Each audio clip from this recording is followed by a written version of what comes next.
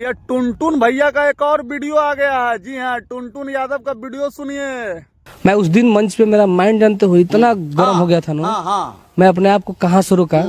और जो इंसान बोला है ना वो जानता है कि मैं किस खोपड़ा का हूँ। जिस दिन मेरा दूसरा रूप कोई देखेगा ना तो जान जाएगा मैं किस तरीका का। जी हाँ, सुन लिए। ये बोल रहे हैं कि जिस दिन हमको मंच पे वो बोला था, इसे हमको इतना गुस्सा आया था और किस तरह हम अपने आप को रोके हैं ये मेरा माइंड जानता है। और हम किस खोपड़ा का आदमी है, अभी मेरा कोई दूसरा रूप नहीं देखा है। तो आप बोलने से क्या फायदा टुनटुन भैया। उस दिन तो आप झाट कुछ उखाड़ नहीं पाए उसका, और वो आपको रेल के चल गया।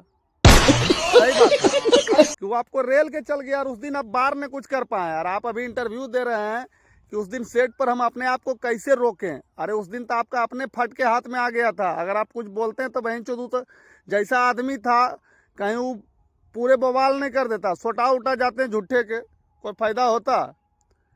आप जो बोल रहे हैं इनका बात सुनिए। बोल रहे हैं कि हम कैसे अपने आप को रोके हैं उस दिन, वो सिर्फ मेरा माइंड जानता है।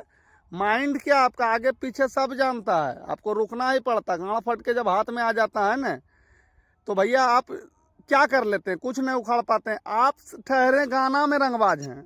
जी हाँ, आप जो है गाना का रंगबाज हैं। गाना में जैसे रंगदार से सीख रंगदारी, लेकिन सामने से कहियो एगो झाट न उखाड़ी, यही हैं आप। समझ रहे हैं, आप सिर्फ गाने में रंगबाज हैं और गाने से आपका रंगबाजी दिखता है। और आप जो बोल रहे हैं कि मेरा दूसरा रूप, आपका दूसरा रूप देख लिया आदमी, कैसे आपका फट के हाथ में आ गया। और जो आपको रेला है ना, आप जो बोले कि वो अच्छे से जानता है वो किस खोपड़ा का आदमी है, वो आपको सही में अच्छे से जानता है कि आप झाट कुछ नहीं कर पाते हैं, इसलिए जो है उस सबके सामने रेल दिया। और ऐसा रेला है जिसका दर्द अभी तक पता चल रहा है मीडिया में जब आप इंटरव्यू दे रहे हैं। तो भैया ये बोल रहे हैं कि हम अपने आप को कैसे रोकें। उस दिन हम जानते हैं। अरे लवड़ा, आपको रुकना ही पड़ता। काहे को जो आदमी आपको रेल रहा था वो वहीं तो अपने बड़का डैमेज था, लग रहा था। डायरेक्ट बोला, रे टुनटुन माँ औकात में रहो रे। तो जी हाँ भैया, इस तरह का। तो भैया ये ठहरे गाना का रंगबाज और इनको मिल गया ओरिजिनल रंगबाज।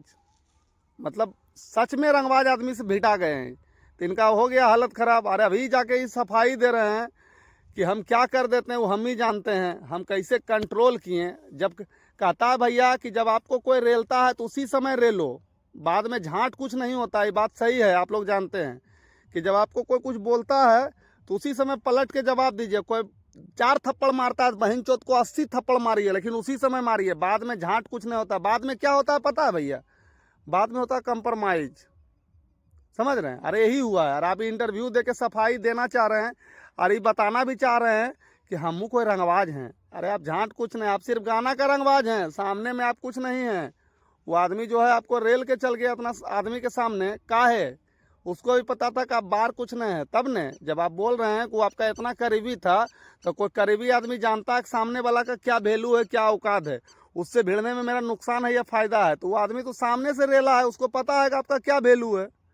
खाली गाना में रंगबाज बने से काम ना चली हो भैया। रंगबाजी जिगर में होता है, जिगर में। खाली गाना गा देने से देखा तानी कौन दी कोर्ट में गवाही, मचा दे एरिया में तबाही तेरी बहन के। ये सब गाना से कुछ नहीं होने जाना है। आजकल सब गाना और स्टेटस लगा के लगता है कि वही बड़का दबंग है, लेकिन करेजा होना चाहिए, करेजा। ठीक है, छोड़िए ये सब बात, कितना बोलेंगे भैया। ठीक है, सन्नी भोजपुरिया का वीडियो देखिए, कमेंट कीजिए भैया। लव यू सबको, सबके कमेंट का जवाब देगा ये, आप लोग कमेंट कीजिए।